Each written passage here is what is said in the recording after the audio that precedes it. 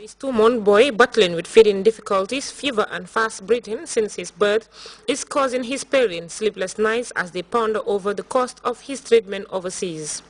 Feeding, according to the kid's mother, Kajatu Bari, remains a problem as father's breathing keeps interrupting his breastfeeding, which also reduces the child's weight by the day. Such a scenario, too, is compounded by pain, high blood temperature and sleepless nights. A medical report issued by the Edward Francis Small Teaching Hospital shows a respiratory distress with his liver 8 centimeters below the normal level. Recounting the numerous efforts they have gone through after the kid's admission into the hospital for more than a month, his father Serindao bemoaned that they are now home and resigned to fate until such a day when a good Samaritan will give them the financial support to get the child to Dakar for treatment. Sering and his wife used this coverage to appeal to the head of states and the general public for immediate help. Those in position to offer help can contact the family on 702-5411 or 7798-352. Rohibite Grts. The general public is hereby informed that ferry services at the Banjul Barra crossing point will be closed at 2000 hours on Monday, 19 August 2013.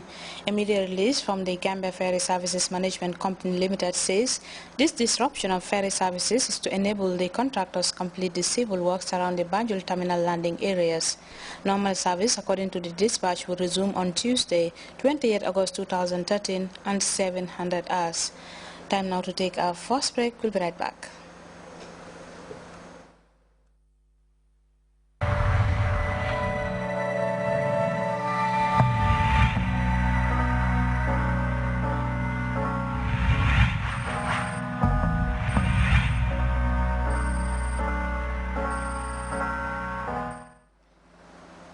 Welcome back. A remembrance ceremony has been held for 34 miners killed 1 year ago today in South Africa. They were staging a wildcat strike for better wages and working conditions when they were shot dead by police. It was called the worst violence in the Rainbow Nation since the end of apartheid. Police say they were acting in self-defense against the miners, some of whom were armed with machetes. A year on, a government probe into the incident is incomplete. CNN's Kepele Mabuze has more from Marikana. And Munita, from what they're saying, in the 12 months since that police shooting, they say nothing has changed in their lives. Take a look. The killing fields of Marikana. That's what this area northwest of Johannesburg was dubbed last August. First, 10 people were killed, many of them hacked to death during a wildcat strike over wages at Lonmin Platinum Mine. And then this. 34 more gunned down in this dramatic confrontation. Police say they acted in self-defense against protesting miners armed with clubs and machetes. A year later, a commission of inquiry set up to probe the incident drags on, marred by delays. The community awaits answers while struggling to deal with the trauma. You can't expect someone really to be normal, who was there, who witnessed, physically witnessed the situation, just to live a normal life. We have seen, a series of suicides, and I think everyone was terrified and traumatized too. The Marikana settlement is located in South Africa's Platinum Belt. This region contains the world's largest reserves of the metal, yet people here have no proper housing or sanitation. And in the 12 months since the police shootings, we've been told many promises have been made, but nothing has changed. The appalling living conditions of mining communities across the country remain a source of deep anger and frustration. Criticism Lonmin says it is addressing. Its newly appointed CEO recently announced that the company, which has been mining here for more than 2 decades, will soon make land available, build houses, infrastructure, and a community center with a library and sports facilities. Pledges people here say they've heard before. Meanwhile, the killing continues as rivalries between unions take their deadly toll. The turmoil in the mining sector has led to credit rating downgrades, disinvestment and thousands of job losses, with more cutbacks predicted in the future. Economic analyst Moelet Mbeki says the underlying reasons that led to the escalation of violence in the first place have not been dealt with. In fact, we are more likely to have more Americanas more frequently because the workers, the black workers, are saying we've had enough of this. We are going to keep demanding more. In just a few weeks, new wage negotiations resume at Lonmin, and union leaders are predicting a tough road ahead. Manita, conspicuously absent at this event, the only occasion commemorating the loss of life on the 16th of August last year is the ruling African National Congress. Its provincial office sent out a statement saying that it considers this event illegitimate because it wasn't organized by the government, meaning by the ruling party. It also criticized the fact that opposition politicians will be given an opportunity to start to speak. They actually have already started speaking, some of them, and their fear was that they will use this platform to criticize the ANC. As you can imagine, there's a lot of anger towards the ANC in this community, many people blaming the ruling party for the killings that took place last year, and some people going as far as comparing the ANC with the white minority government of apartheid, say even in those days the white government never attended commemoration ceremonies after killing black people fighting for democracy.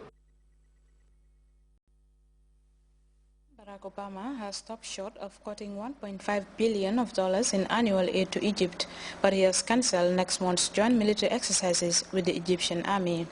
This comes amid growing international condemnation of the brutal crackdown on two sit-in camps, resulting in the killing of nearly 600 people.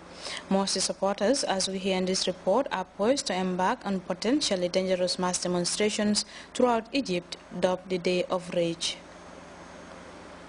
You can really feel the tension steadily escalating, and that is because, once again, the stage is set for potential violence and clashes between security forces and supporters of the ousted President Mohammed Morsi and the Muslim Brotherhood. I don't think there's any question that the bloody crackdown by the government on Wednesday that left nearly 600 people killed, that was a huge blow to the Brotherhood. It knocked them down, but today, it looks like they're trying to pick themselves back up to show the world that they're still here, still fighting. They've called for mass demonstrations, not just here in Cairo, but throughout Egypt. And it's these mass demonstrations that are a strong indication that this conflict here in Egypt is far from over.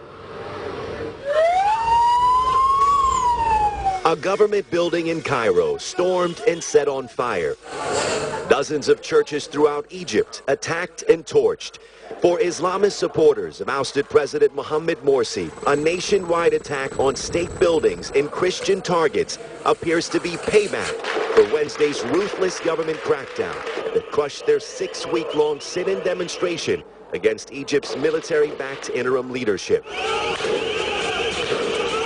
Dramatic new video from the scorched earth attack shows armored vehicles and heavily armed security forces pushing in.